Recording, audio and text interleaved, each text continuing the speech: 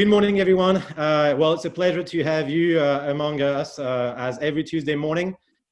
This week specifically, because we're actually going to be addressing a topic which is of very strong interest, I think, both in the Americas and Africa, but also very in terms of current developments. An issue that we have discussed for in several of our past mining coffee chats or webinars, which is the question of relationship with communities and especially prior consultation. So I'm actually, because we just started, I'm going to just read the classic disclaimer, but we have an innovation today. We have actually Andreas that is going to explain you how you can actually have this mining coffee chat both in English or in Spanish, because we have our interpreter Mohandas on board. So please, Andreas, it's all yours. Yes, so hello everybody and welcome to our week chat. If you notice at the bottom right of your screen, there will be a world icon. If you click on this, you can switch the language in Spanish. Entonces, abajo de la pantalla hay el icono del mundo y si aprietes ahí, puedes acceder a esta presentación en español. So, thank you very much. That is wonderful. Thank you very much. And as you could tell from Andreas' perfect Spanish and English is actually French, and all this is true. So French and Chilean, that's our wonderful junior analyst at AMI who's helping me for all those coffee chat. I just wanted to therefore run into our classic disclaimer part of what we have to do here, and then just go into much more of the fun part. So the opinion expressed by today's panelists are their personal views and may not reflect the views of the organization that they represent. Whenever possible, AMI has verified the accuracy of the information provided by third parties, but does not under any circumstances accept responsibility for any inaccuracies should they remain unverified.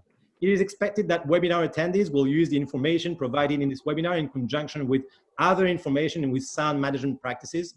AMI therefore will not assume responsibility for commercial loss due to business decisions made based on the use or non-use of the information provided in today's webinar.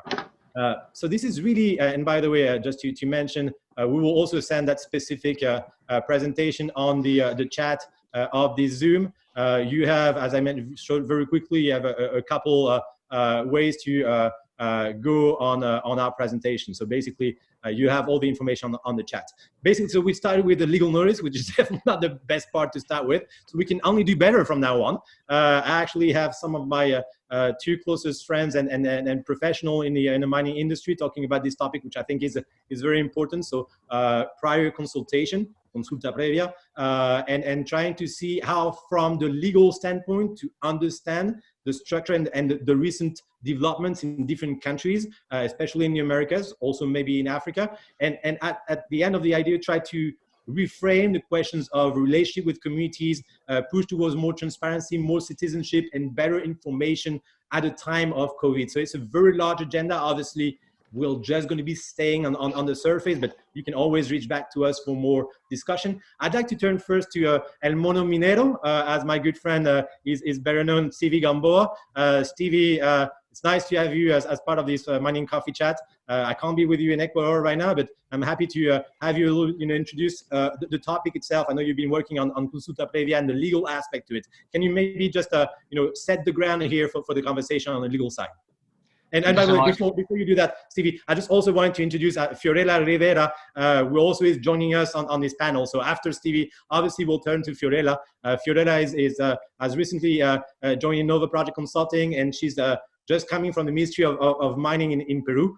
She obviously is fluent in English and Spanish, but just for the sake of making this more entertaining for the audience, I asked her to speak Spanish so that people can actually have the translation and the voice of an actual panelist. So thank you very much. Now, Stevie, it's all yours. Please run us a little bit through the recent news and the legal framework around consulta previas. Thank you so much, Remy. Thank you so much, Fiorella, and I know everybody in AMI team. It's great to be here with you. I see so many names over the board, many people that I know from Ecuador and different other places. So it's a great thing to have you all over here right now. Let's just get it started with this. As Remy said, always the lawyers are the most boring part of any presentation, but we'll do our best. Remy and I run many years from now as a friendship, and hopefully we can do this as funny and as entertainment and as valuable as you may aspire with. First of all, we also have to start thinking about where it came from. Obviously, right now it's a big discussion how to do it, when to do it. It's a previous consultation, it's a popular consultation. Which ones are the effects? Which ones are the requirements that are needed to be fulfilled? But even though pretty much everyone feels it's a new conversation, it is not. It started almost 30 years ago when the International Labor Organization made the 169 resolution, and that was 1989. So we all have to understand that this discussion has been running for the last 30 years.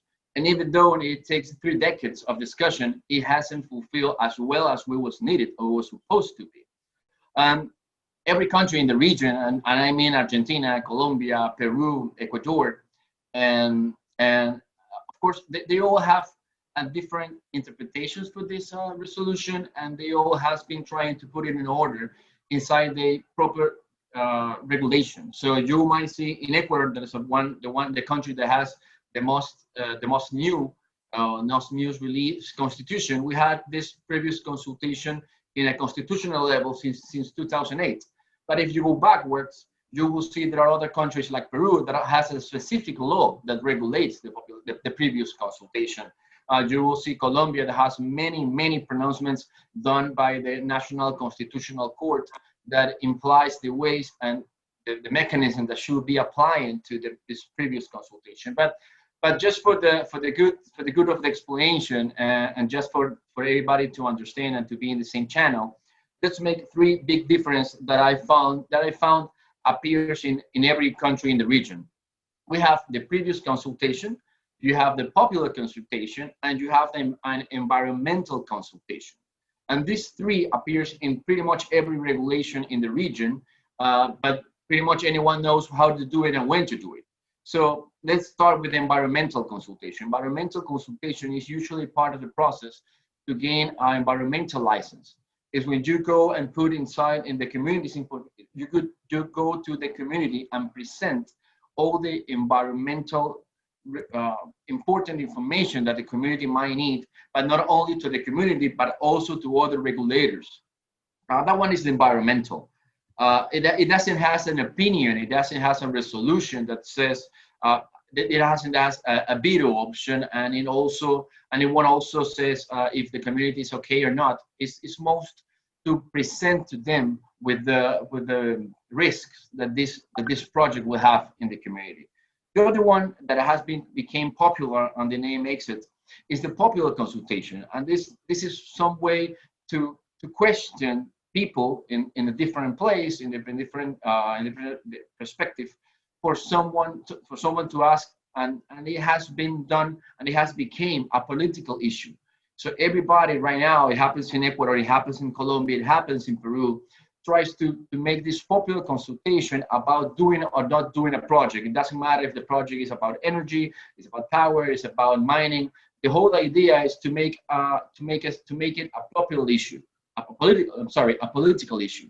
And the other one is the one that is mostly the one we'll be talking about here is the previous consultation. And this previous consultation appears everywhere in the region during 2010, 2011, 2015, and it has been closely related to indigenous people, to minorities, and to small communities that might be affected for a project. So this previous consultation, if you might see it, won't appear to have a veto issue. In Ecuador, at least, you cannot stop the project, and as far as we understand, it happens pretty much everywhere in the region. A project cannot be stopped as a result of a previous consultation, but let's be honest. What kind of mining project will go on against the community? It won't work.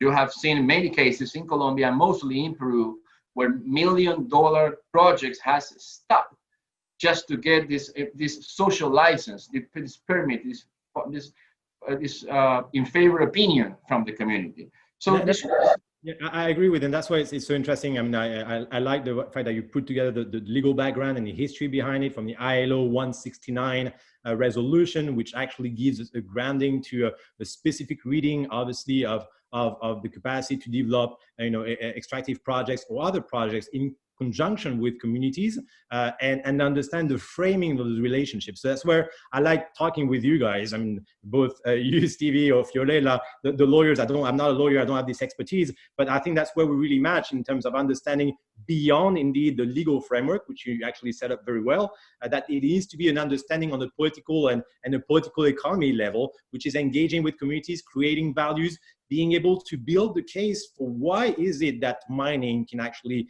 be a vector of long-term development for the territory, whether it is, I mean, and I mentioned in a column recently, and the idea of having the mining sector, being a long-term investor far away from the urban cities, and therefore that creates a capacity to really create in the long run local development with communities. I'd love, if you don't mind, to turn also to Fiorella.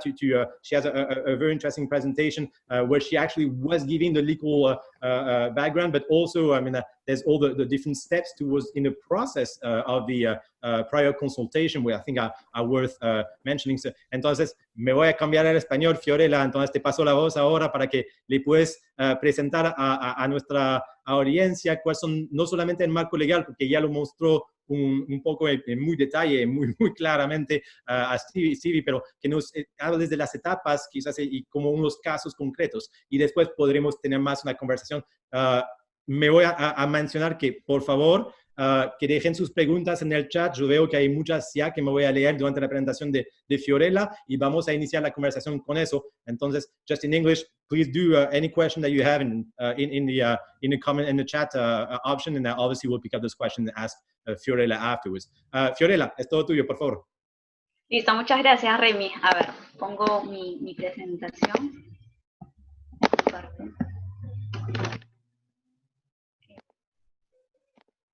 Listo. Bueno, antes que nada, muchas gracias por la invitación, Remi. Muchas gracias a American Market Intelligence por tener este espacio para poder conversar de consulta previa, que en verdad es un tema que dentro del Ministerio de Energía y Minas, en el cual fue mi anterior experiencia, las empresas estaban bastante preocupadas porque veían que esta etapa era un poco contingente. Entonces, por eso es que, a ver, bueno, este es un breve concepto, ¿no?, de lo que es consulta previa. Básicamente es este diálogo que existe entre el Estado y los pueblos indígenas. El objeto en sí es anticiparse a la aprobación de la medida, y de esa forma van a establecer el mejor diálogo, el mejor consenso que puedan realizar, y de esta forma llegar a acuerdos, ¿no?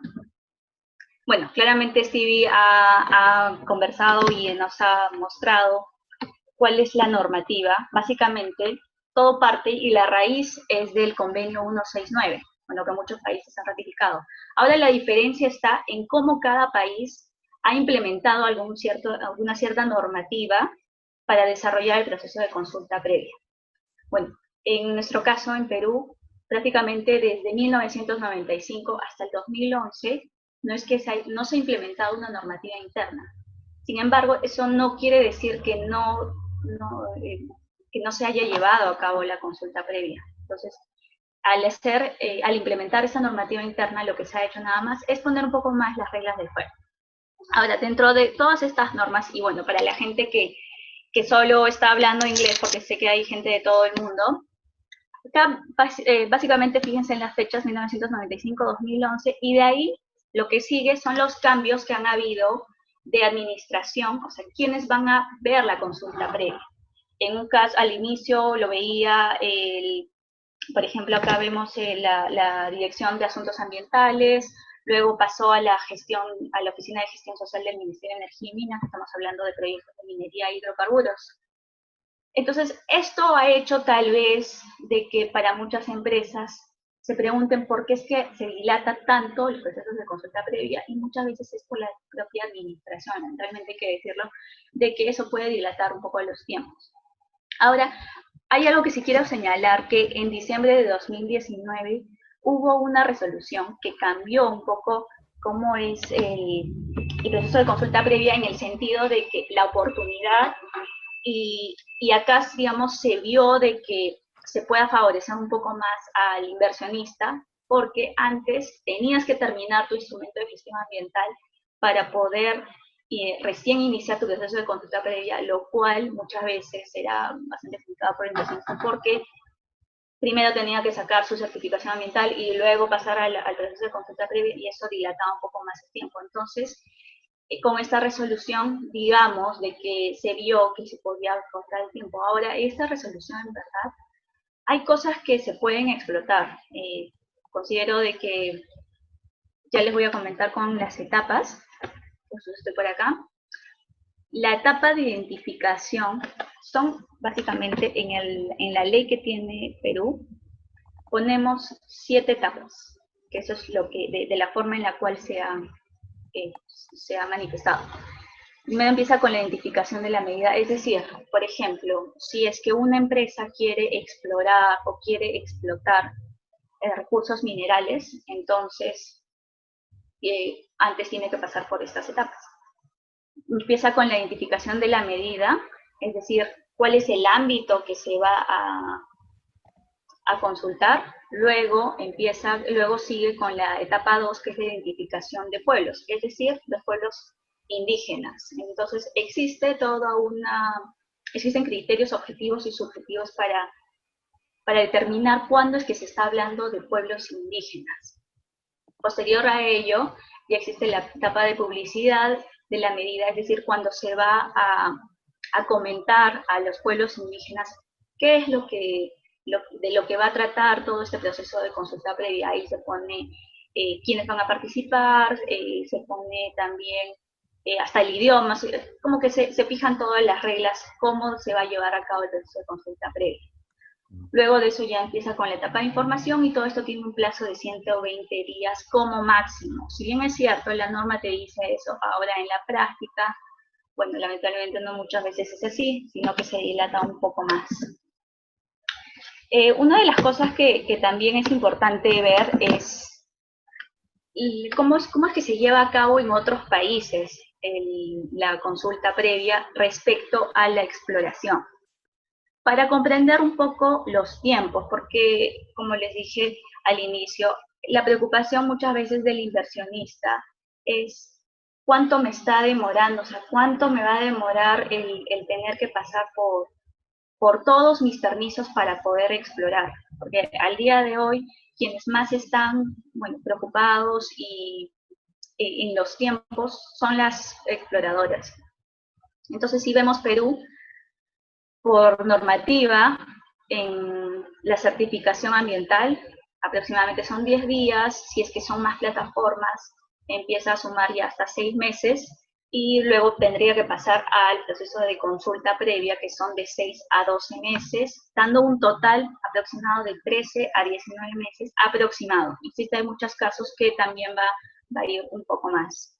Posteriormente, bueno, también vemos el caso de Chile, que es bastante parecido al de Perú. Sin embargo, el caso de Colombia, bueno, pues acá de Colombia, es bastante particular, porque ellos, si bien es cierto, también están ratificados en el convenio 169, la consulta previa la hacen de distinta forma, incluso en muchos casos no necesita certificación ambiental, y si bien es cierto, puede ser de que sea menos tiempo, pero a la vez lo que puede conllevar es de que existan muchas demandas judiciales. Entonces, eso también es un factor a tomar en cuenta. Y bueno, lo último que quería comentarles es de que la consulta previa no da derecho a veto a la actividad. ¿Qué quiere decir esto? De que, ¿qué pasa si es que hago todo mi proceso de consulta previa y los pueblos indígenas y originarios no están de acuerdo? Dicen, la verdad, yo no quiero de que venga una empresa a invadir, no sé, como le pueden decir, mi espacio. Bueno, entonces la entidad estatal, es decir, en este caso, si estamos hablando de recursos minerales o energéticos, que es el Ministerio de Energía y Minas, puede tomar la decisión de que aún con la negativa de las comunidades indígenas, puede dar la autorización, puede autorizar la medida administrativa. Perfecto, sí. No se consulta la aprobación del proyecto, sino el carácter de la medida administrativa, es decir, el impacto que podría tener. Bueno, la consulta previa no es retroactiva. En este caso es bueno mencionarlo, ya que hay un caso bastante particular que, bueno, que el año pasado hubieron hasta huelgas en el sur, en Cusco, sobre un proyecto que las comunidades estaban solicitando de que se les aplique la consulta previa, que se en la consulta previa. Sin embargo, ya había pasado el momento, así que, y bueno, ahí hubo toda una discusión. Y bueno, la guía de participación ciudadana y los planes de relaciones comunitarias son documentos de gestión que elabora la empresa. Ahora, en esta parte yo quiero enfatizar de que, si bien es cierto, el Estado es quien realiza el proceso de consulta previa, es importante también que las empresas puedan tener y facilitar también este ambiente para que se pueda llevar a cabo. Yo sé que, y conversaba con muchas empresas que me decían, bueno, pero este es el rol del Estado. Estoy totalmente de acuerdo, eso es un rol del Estado, pero también se trata de facilitar el ambiente. No porque sea real del Estado, yo lo voy a dejar todo al Estado, y en verdad el Estado necesita hacer más trabajo y necesita poner mucho más cosas, implementar más medidas. Sin embargo, la empresa también es importante que pueda realizar una labor con las comunidades. No, and I think I agree, and thank you very much, Fiorella, for the presentation. I thought it was important, I believe, to have a presentation with slides. I did receive a few questions whether this will be available. It will be available, obviously, on our LinkedIn group LinkedIn page, and also on different media. So I know Andreas has sent all the links on the chat, so feel free to reach out, and obviously we'll send you the content. But I think you ended on something which is fundamental, and Hernando Escobar, part of the chat from Colombia, also mentioned, the fact that this is a legal framework indeed, but you also mentioned the importance of, Hernando, also the economic interest of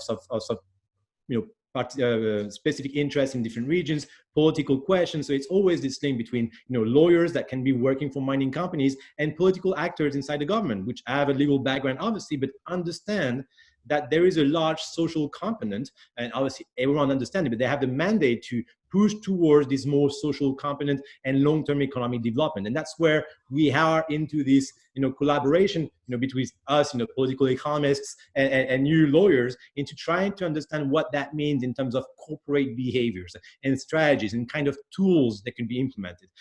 I'd like just to, before I take a few questions, just to turn back to Stevie for something quite specific. I'm just continuing potentially the great benchmark that Fiorella started doing, but including obviously Ecuador, but Argentina, Brazil, if you can. I'm happy to also talk about the Guyana, since we've been quite active with different elections happening in those countries. And I'll do the rest for a little bit in Africa, just to complete the benchmark for all our audience, which is coming from very different countries.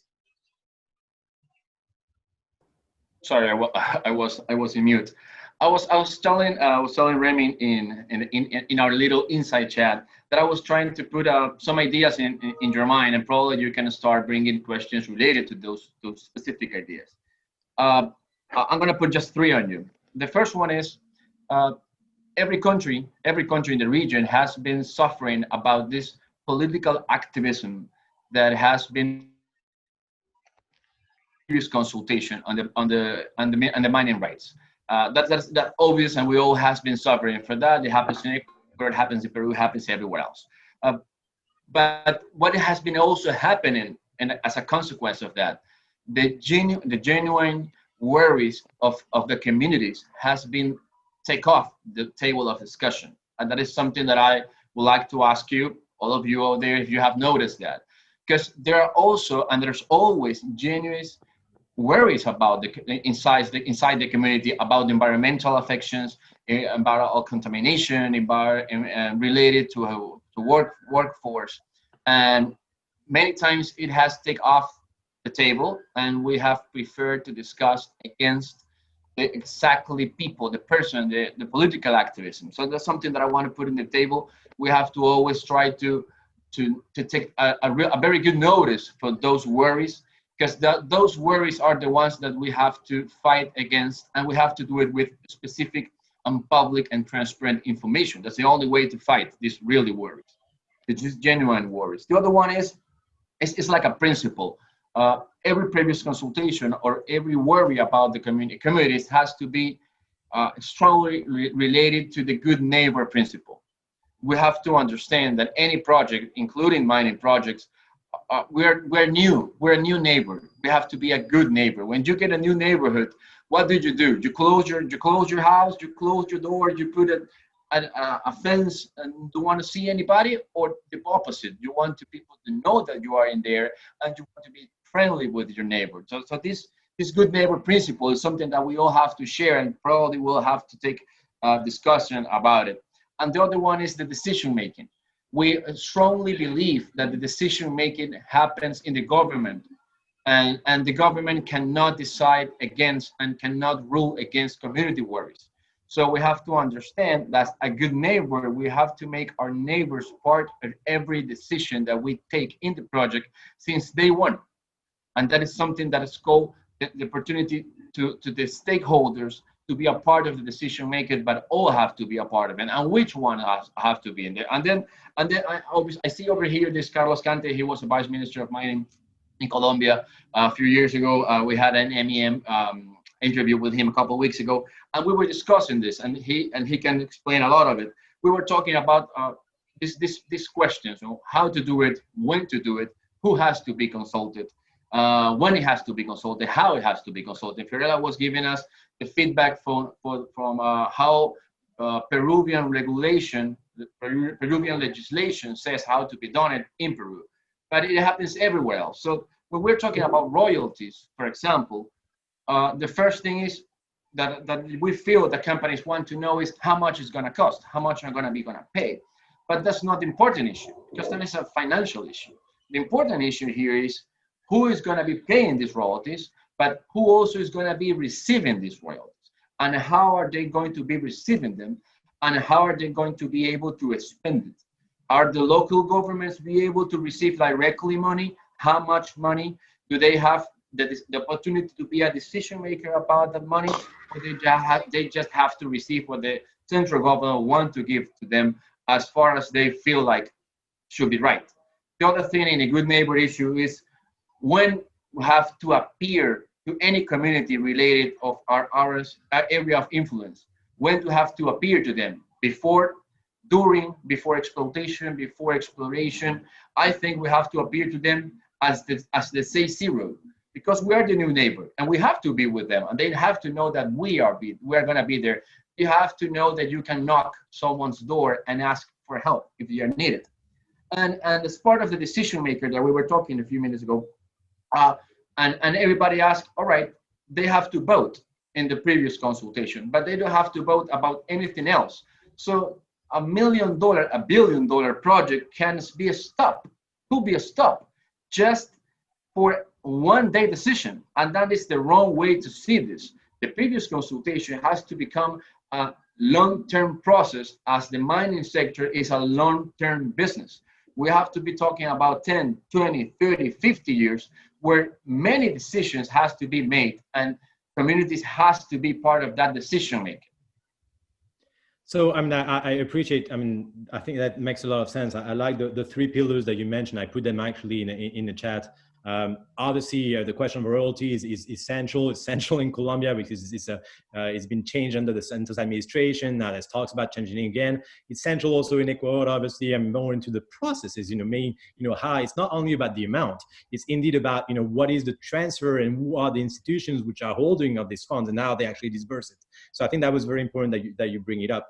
Relation with community and voting patterns. I mean, obviously, it's I agree with this. As a political science professor, you actually preach to someone that is, thank you very much for making that point. And that's great to actually put this into perspective, into something that is actually actionable, into something that makes sense in terms of tools, in terms of processes for companies. I just wanted to mention before I turn to Fiorella on questions specifically on communities and who should be engaged, and also a few questions that I saw into the chat. I just wanted to talk a little bit about the benchmark, for example, because we did studies with Stevie, but with other people also, in terms of looking at Argentina, in Brazil. There's been a big decision, actually just yesterday, if I'm not wrong, in Brazil, about the capacities to move forward with a virtual public hearing in certain sectors and certain processes.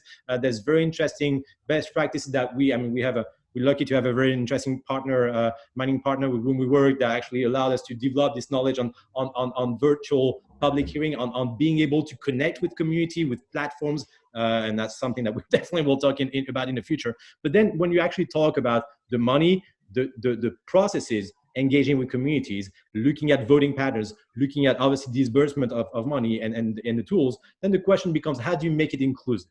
And that's where I'd like to turn to Fiorella, of trying to see, who should be part of those public hearings. Are we talking about just the municipality where you have people living there, or a larger context? I think the municipality makes a lot of sense in terms of the structure. What happens also if a community actually already agrees? Because we keep talking about the negative cases and rejection of mining projects, but there's also some projects where you already have good relation with community. You want to maintain them with the right platform, the right tools. I mean, it's complex with COVID, but you have problems with this whole legal process that is not clearly defined. It's making you lose a lot of time. So is there a fast track for communities that actually are ready to engage? There's plenty of communities that even are shareholders, I mean, in Canada, or we can mention that in the future in another coffee chat. But how do you work in Peru, in other countries? I also want to mention, before I turn to Fiorella, sorry, other case in Africa, very briefly, there are some development also of these issues of prior consultation, much more based on the French legal framework, which is similar to the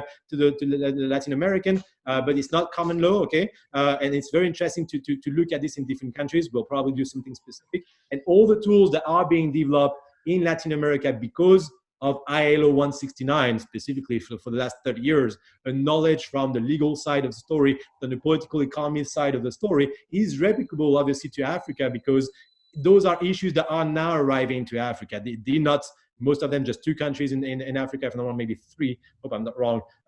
Please, someone check this. In Africa, has signed the ILO 169, so it's not preponderance in most countries, but the tools are similar, because the objective at the end of the day is to get, the introduction of a project that will be, creating value for the territory and therefore accepted as partners by the communities and therefore endorsed by a votation and a vote. Entonces, ahora me vuelvo a hablar en español. Entonces, Fiorella, yo quería entonces, como te decía, hablar un poco más de 2 cosas. ¿Quién tiene que participar en este proceso a nivel de las comunidades? ¿Quién está en la legitimidad de hablar y cómo entrar a hablar con ellos y presentarle el proceso de la consulta previa? Y también, segunda cosa, tengo otras preguntas para ti, pero ¿cómo pasa cuando hay un proyecto que tiene respaldo de las comunidades? Para que se vaya más rápido. Vemos también proyectos en el cual las empresas saben hacer el trabajo, tienen mala prensa por temas de otras empresas que no lo saben hacer, desafortunadamente, pero quieren saber cómo hacerlo bien, sencillamente y rápidamente, para poder desarrollar el proyecto en sí mismo. Thank you for the question. Bueno, un poco extensa la pregunta, pero bueno, partamos de lo que dice la ley, ¿no? La ley te marca en sí cuáles son estas etapas de consulta previa. Si bien es cierto, puede haber una muy buena relación entre las comunidades y entre la empresa, sin embargo, igual tiene que pasar este proceso. Ahora, muchos se preguntan, bueno, ¿y qué pasa si me llevo bien y al final el pueblo indígena o las comunidades firman un acta diciendo que están totalmente de acuerdo, que han habido casos que están totalmente de acuerdo y que no quieren pasar en sí por el proceso de consulta previa? Igual tiene que pasar por estas etapas, pero existe una etapa en la cual, en la que indica que es evaluación interna. Ya cuando el pueblo indígena realiza su evaluación interna, ahí es donde puede indicar de que está totalmente de acuerdo. Pero tiene que pasar por estas etapas, bueno, por muchas razones. La primera es porque se quiere realmente saber si es que estos pueblos, qué tal si es que se está dejando algún pueblo indígena que no ha sido considerado dentro de ellos. Entonces, por eso es que se necesita hacer esta etapa de identificación y de afectación. Ahora, muchas veces pasa de que existen comunidades que se llaman, no sé, comunidad tal, y se identifica como pueblo indígena, pero no cumplen los criterios objetivos y subjetivos de ser un pueblo indígena. Eso también puede pasar. No por el solo hecho de la denominación me va a determinar de que sea un pueblo indígena. Entonces, en sí no importa la denominación si es que no cumple con los criterios. La denominación no es en sí el referente. Tiene que ser el colectivo humano tiene que cumplir con todos los criterios de identificación. Eso por un lado. Ahora, continúa un poco con lo que les indicaba de que si es que los pueblos indígenas están de acuerdo con el desarrollo del proyecto y está todo ok, como les dije, tiene que estar también manifestado ya cuando se hace la evaluación, cuando hacen toda la evaluación de los pueblos indígenas, pero tiene que pasar por estas etapas. Ahora, obviamente, si es que hay una buena dinámica entre las comunidades y entre la empresa, el proceso va a ser mucho más rápido, definitivamente, porque va a haber una muy buena coordinación, y ha habido algunos procesos que han sido súper rápidos, pero hay otros en los cuales no existe una buena dinámica y lamentablemente hasta el día de hoy está tardando, porque simplemente no existe un consenso. Entonces yo sé de que no puede haber hasta, digámosle, una coacción, ¿no?, de parte de las comunidades en decir, ¿sabes qué? Yo no voy a pasar este proceso de consulta previa hasta que no hable contigo, empresa. Eso es bastante común, y lamentablemente hay proyectos que son muy grandes que están detenidos por este tipo de situaciones. Entonces ahí tiene que hacer un esfuerzo el Estado, sobre todo, pero también tiene que haber empresa. Porque, como les dije, ¿no?, al inicio, podemos decir que el Estado se encargue de todo, sin embargo, bueno, la empresa también puede aportar bastante.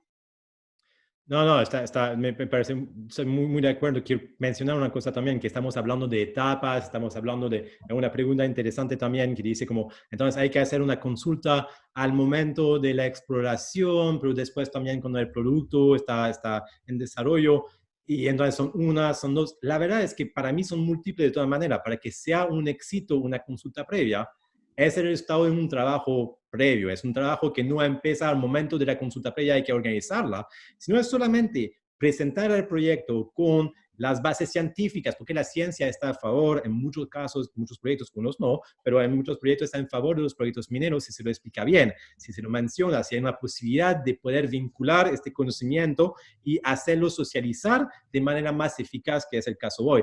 Y especialmente en el momento de COVID-19, en el cual es más complicado poder relacionarse con las comunidades. Sin embargo, me parece también importante no solamente mencionar ese trabajo de cada día que se hace con creación de valor sobre las tres pilares que tú mencionaste también a Stevie, pero hay casos interesantes. Hablaremos de Guatemala quizás justo después. Quiero volver a una pregunta que hizo Andrew, que es sobre el aspecto legal, sobre is previous consultation as described in the presentation legally equivalent to FPIC, free, prior, and informed consent? I realize I'm asking you, Stevie, a question on the presentation from Fiorella, but I'm sure that can work out one way, sorry.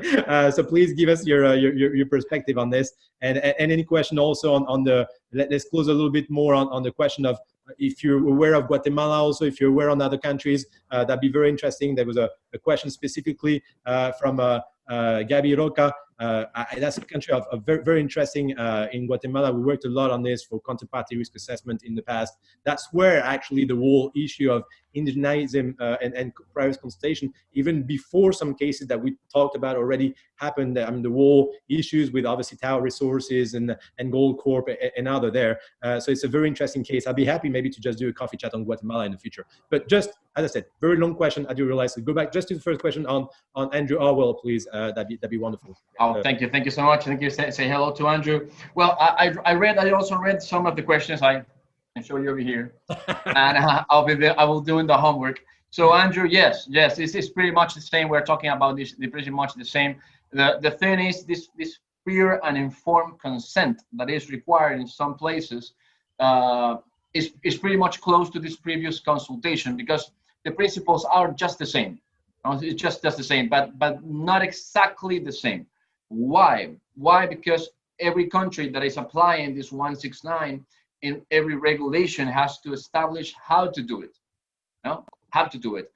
This is the main difference from it, but the principles are the same. You have to inform the communities. It has to be free. It has to be done by the government, and it has to represent a response from the community as a result of the consultation. So the principles that apply are pretty much the same, but it's not exactly the same, because in the case of previous consultation, it has to be done by the local regulation that every government is applying to this community. So that'll be pretty much this first question answered.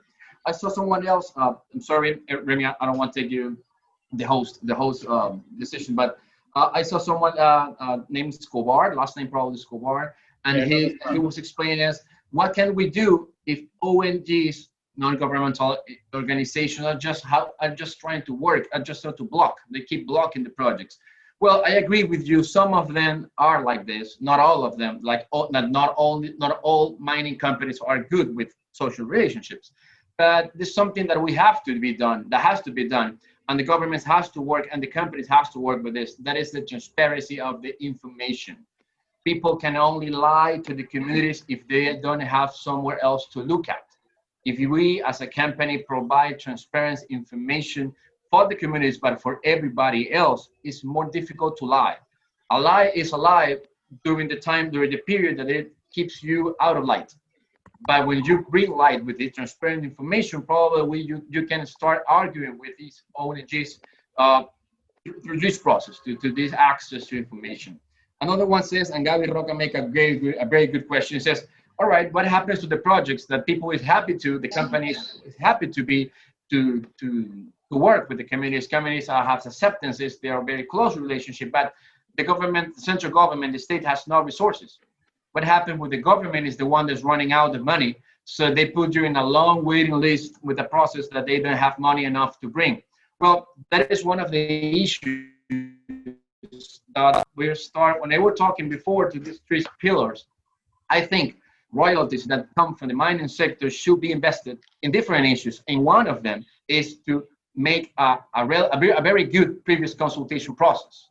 So the government needs, when you think about the money of government money, you have to think, if I have to spend money in a previous consultation that probably is going to bring out political issues, and I have the same amount of money to spend in a road, in a hospital, in a school, probably as a government, I'm gonna take a political decision and spend that money in something that will bring me votes, and not something that will probably get me against voting people. That is when royalties has to be investment in many specific issues. And one of them is to give a government enough money to do a very good previous consultation. So here's a question I have to you, if you don't mind. And to me, we talk about engaging with NGOs, or the impact of NGOs and so on, and we talk about raising political conflict. But I'm not sure, the right way here is always to cave. The issue here, the mining sector has to be raising those political issues. They exist. So why not talk about issues of local development? Yes, indeed, there are conflict between different regions and national level, but the mining sector should not be perceived, obviously, as in the hands of the government. I'm sorry for all the ministers of mining and former ministers of mines that are listening to us, and Fiorella is probably from the Minero, so hopefully I'm not known for being politically correct anyway. But the idea is to me, there needs to be this driver of bringing transparency. It's no secret that we're developing this platform to be able to engage dialogue. We know for mining major, we know that there's going to be a lot of debates on key issues, but you need to be able to create the sources and the capacity for dialogue. In all countries, Colombia, Ecuador, African countries that do not have a tradition for being able to engage in dialogue, obviously because of history, because of national conflict, because of civil war or guerrillas or different reasons. And the mining sector, if we actually is serious about saying that mining is actually bringing the development of the sustainable development goals according to the United Nations, I know there's interesting work, I mentioned them several times on those issues, they need to be able and feel ready to engage or be bringing conversation on those topics, to be able to have discussions about small questions in communities, such as what do you want the uniforms for the girls at the school to be, red, blue, whatever, just to engage with this communication on a regular basis, and therefore provide the right information and communicate on the fact that mining becomes the factor of discussion, of dialogue and transparency. It's a complete shift, and that's why I think, and we agree on most everything. Obviously, I just speak on maybe one thing that maybe I misunderstood from you on the element of not trying to raise too many political conflict. But I think here it's a case of not being seen seen as the one trying to put this under the blanket, like it's always the case in Latin America and Africa. But however, engage communities in saying, look, if you have a mining project, I was knocking on my table, hopefully the camera did not move too much, but if you have a mining project arriving in a jurisdiction in your city, then that also means that there's going to be better governance, not worse. There's going to be better transparency, not worse. That we're going to have more inclusiveness with conversation and not just fake marketing. CSR is great, and don't get me wrong, okay? But just using this as a vector of change. And by the way, that's when we're talking about conflict that don't succeed. I mean, private consultation that don't succeed. That was a question that I know Fiorella wanted to address. What do we do when you arrive to the end of the private consultation process and the vote is negative? I mean, it doesn't have to be like 95% against 5 or whichever, just you lose the vote. What do you do? What are the next steps? And then obviously I'll come back to Stevie if you don't mind after. Yes. All right, so they're coming with me? All right. Sorry, no, I was going with Fiorella first on the question of what do you do when the private consultation I got it. is not a success, if you don't mind. And then I'll go to you after, Stevie. All right. Ok, Remi, me comentabas de que ¿qué pasa si es que igual, ¿no? La consulta previa pasa todo el proceso, sin embargo existe una negativa, ¿no? Sí, exactamente. Bueno, como les estaba comentando, la consulta previa no da en sí un derecho a veto, porque la consulta previa permite en sí que los casos sin que no se alcance este acuerdo o que sea este consentimiento, igual la entidad, en este caso cuando se trata de minería y hidrocarburos, puede ejecutar la medida. Es decir, se puede otorgar la autorización, ya sea de exploración o explotación, pero eso sí, se tiene que adoptar todas las medidas que sean necesarias para garantizar los derechos colectivos. Por eso es importante la etapa de afectación de derechos colectivos de los pueblos indígenas, porque de esa forma se va a saber si es que, aun cuando existe este gran proyecto, o bueno, este pequeño proyecto que se va a ejecutar, ¿qué tanto va a afectar? Porque naturalmente va a haber algún tipo de afectación. Entonces, ¿cuáles van a ser este tipo de afectaciones? Y de esa forma, lo que se quiere es asegurar y garantizar estos derechos. Mm-hmm. No, I think that's very interesting. Thank you for bringing it up. I actually see also a few questions on the chat that make sense. And then, for example, Roberto Fueyo, if you're looking for an expert on mining in Argentina, in Colombia, in other countries, Roberto is mentioning that the key is communication. And it's true that one issue that we see in many mining companies, and I have no grudge with my friends in communication department. Their work is to try to communicate outside, but a lot of this money that has been investing in large communication campaigns might have been better rooted into trying to facilitate communication on municipality level. And the CSR budgets are usually smaller than the communication budgets, and we understand all why. But maybe the idea is to try to find a way to communicate on those principles that are allowed to reach out to those communities, even when it doesn't work. I mean, when you mentioned the case, I mean, there's the prior consultation was not a success. What do you do after? You continue also engaging with them also, and you try to make it work, like any relationship where actually you are committed to it in the long run. I'm smiling because my son is imitating me with my hands right now, literally. So please, Stevie, now I lost my track here. Can I just maybe turn to this question also, and maybe the comments that you had on some of the comments that I make in terms of raising political comments and questions and bringing transparency beyond the legal framework, which is very important, but being a vector of change, because I know you have lots to say. I totally agree with you. You have to bring up the discussion. It's true. The mining company or any company that wants to develop a project cannot step away from the discussion, cannot step away from the political issues. As Fiorella rightfully said, you cannot only put all this bargain in the government and hope for the best. You have to be a part of it, but you also have to take care as a mining company. Always have to be worried about to not get closely involved with a local authority or with a local government or a national government. Why? Because your work will be related to that authority. Absolutely. And what happens if you're a great company and you are supporting the worst mayor ever? What happened when this local authority appears in a couple of years involved in corruption cases?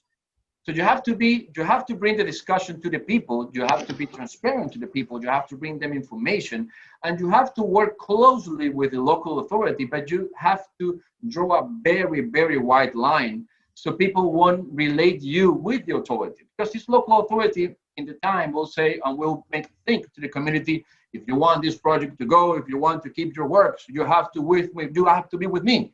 because the company is with me.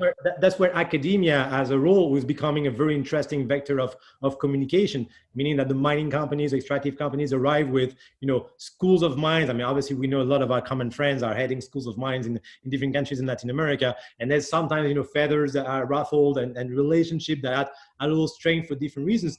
But it's very important to engage with those academic actors, and not only the School of Mines and Geology, but social politicians or anthropologists, others that have a knowledge to be able to convey knowledge and initiate the dialogue with those communities to showcase that it's not only about money. I think we moved, obviously, made progress in the mining sector, but not just arriving saying, I'm arriving with big salary and some money, and therefore you're out of poverty. It's much more a question of identity, of integration within projects of communities for their own territory. There's been some progress, but we just need to hit the nail at the end with the right tools and the right protocol. That's why when you arrive to a community and you want to tell them you're going to have a better life thanks to me, you have to understand that they might not think they have a bad life right now. Yeah, exactly. Yes. They might be happy the way they live. They might be joyful the way they live, and probably they might be happier than many of us.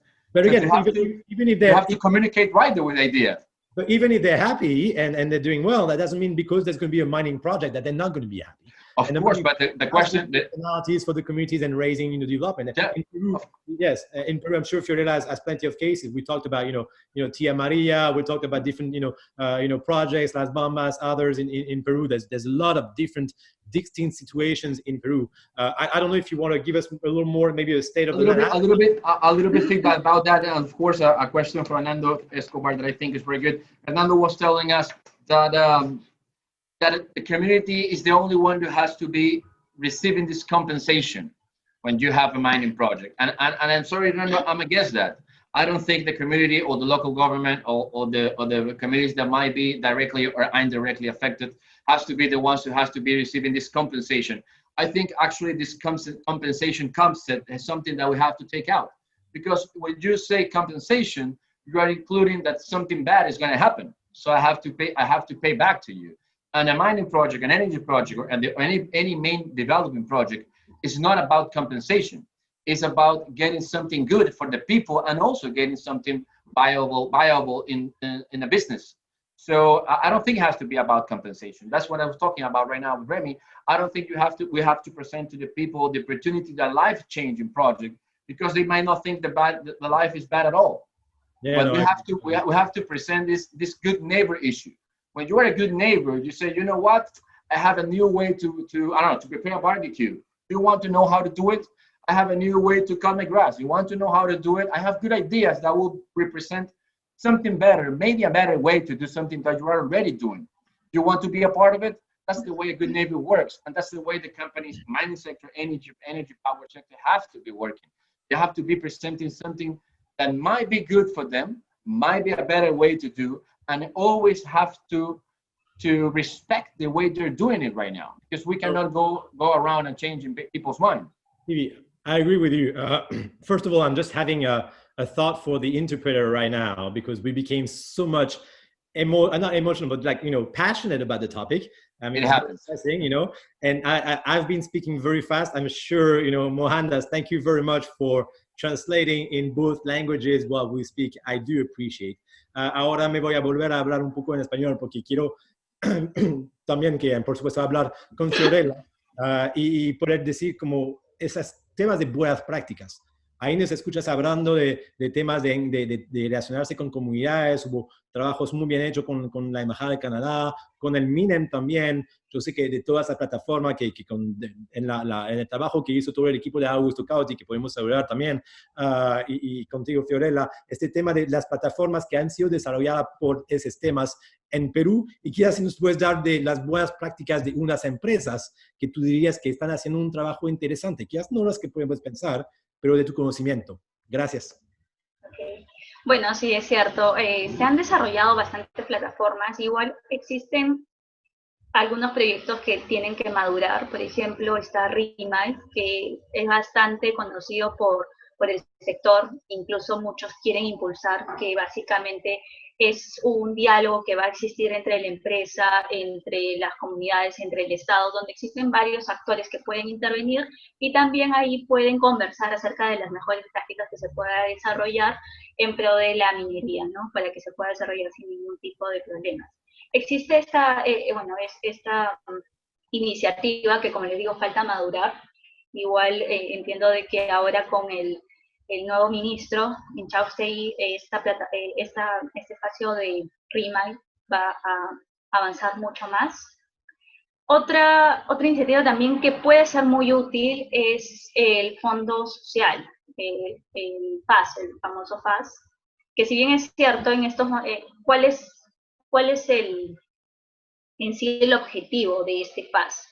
Es un fondo que creado prácticamente por el Estado, el cual va a priorizar determinadas zonas geográficas del país en pro de que se pueda desarrollar aún mejor y sobre todo ver de que los resultados que tiene la minería o el sector energético también sobre estos espacios. Entonces, así como existe esto, también existe el mapa de inversiones recientemente que ha salido, en el cual se puede visualizar cuáles son los proyectos que están saliendo o los proyectos que están siendo beneficiados las comunidades gracias al canon o a las regalías mineras. Existe también esto. Bueno, y algo también que quería agregar un poco con lo que se trata, consulta previa, era acerca de estas buenas prácticas que existen en las empresas, eso es lo que mencionabas. Ayer justo hacía un poco de memoria de las empresas en las cuales se ha podido trabajar la consulta previa mucho más rápido. Y por ejemplo, una empresa que ha trabajado muy bien su aspecto social es Beer Creek, con el proyecto Corán. En verdad, socialmente está muy bien. Las comunidades en verdad han podido desarrollarse bastante bien, la empresa los ayuda bastante y esto también ha sido gracias a que ha habido una intervención del Estado muy fuerte, ha sido multisectorial, lo que yo creo que también sería bastante útil, porque en este caso, en el de Corani, sí intervinieron varios sectores y ahí sí es donde hubo un trabajo conjunto y se dio. Y por eso es el resultado de lo que es, ¿no? Las comunidades están más que felices de que el proyecto esté ahí. Ahora, el único inconveniente que tiene esta empresa es el financiamiento. Pero bueno, ya es otra cosa. Y bueno, así como existe este caso de Colonia, existen también muchos más. Así que, bueno, sería una lista también. Sí, sí. No, me parece muy importante y tú mencionas diferentes como empresas que hacen un trabajo diferente. Como hay muy buenas empresas mineras como hay muy malas. El tema es que, por supuesto, al nivel de la oposición, de vez en cuando están mal informados, no entienden la diferencia, se basan sobre información de los años 80, de un caso que pasó en un proyecto en otro país, que ha sido comprado por la empresa, pues tenemos todas esas historias de reputaciones que desafortunadamente se le pegan a unas empresas o de vez en cuando otras empresas que hacen un buen trabajo que no se saben fácilmente. Y hay que cambiar quizás la manera de hacer la comunicación, de comunicar eso, porque este buen trabajo, yo veo toda la gente trabajando bien en las empresas mineras, lo quiere hacer con convicción, pero hay que cambiar la manera, el chip y la manera de pensar de cómo se comunica y cómo se trabaja a nivel de transparencia. Y los nuevos medios, plataformas de votación, de compartimiento de regalías o de fondos de fundaciones, todo eso, pues hay muchos proyectos en los cuales estamos.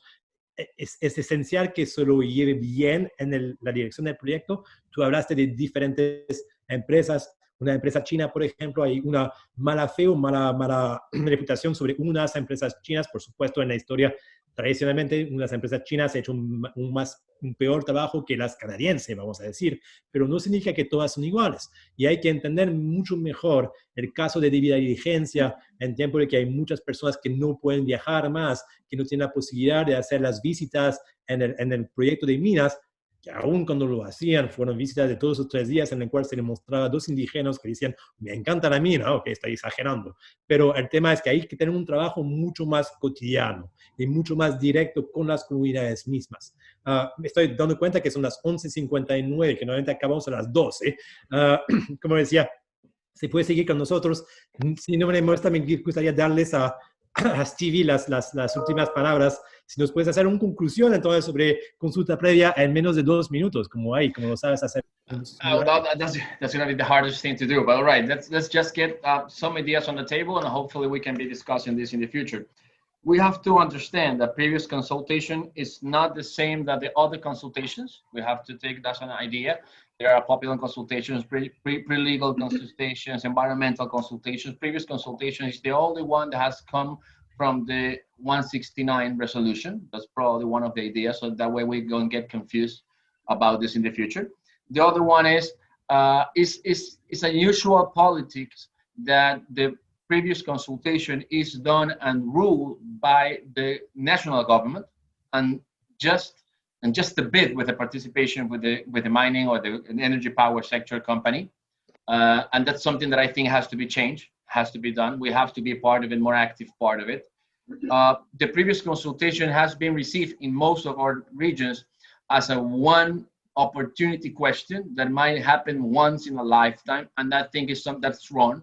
That is something we have to be working on, because the previous consultation, we should take out the name of the previous, and we have to probably make just a permanent consultation. Yeah. That way we can make the communities part of the everyday decisions, not the business making decisions, but the decisions that will be related to them. Having a checkpoint in an ongoing process of relationship and transparency through different platforms that doesn't have such a weight, obviously, on the stock market, because this is the real issue. Do you have the EIA? Do you have your previous consultation? Therefore, your share will actually jump. But that would be much better if it was based on, the tools, on the actual protocol that actually can be assessed in different companies, which partners they have that will allow them to develop, sound long-term value creation for the mining territory, and therefore, as a result, develop the communities and have support to the project, and all, able to not have restrictions to production. I mean, I do realize that we already went a little bit overboard. I just want to thank again, Fiorella, ha sido un gran placer tenerte con nosotros en este coffee chat. Todavía me falta hacer un coffee chat sobre Perú, no sé por qué no lo hice todavía, así que posiblemente hay que arreglar este error de mi parte. Thank you very much, Stevie, for your time. I appreciate it. Thank again, Mohandas, for the interpretation and translation back and forth from Spanish to English. Thank you for your time. And it was, again, a pleasure to host you in my little living room. I'll see you next week, specifically on above the ground risk and a comparison between Africa and the Americas. So if you want to discover about Africa, I'm excited about this also to tell you about this. And if you want to share your methodology and whichever, we'll be looking at this. The people invited will be Peter St. Clair from the World Gold Council, and John Price, who is actually the managing director and founder of AMI. So feel free to put bad comments at the time in the chat to say that I'm doing a poor job, because he's technically my boss. No, I'm kidding. He's a great friend of mine. Cheers, guys. It's a great pleasure to have you on board, and have a great week.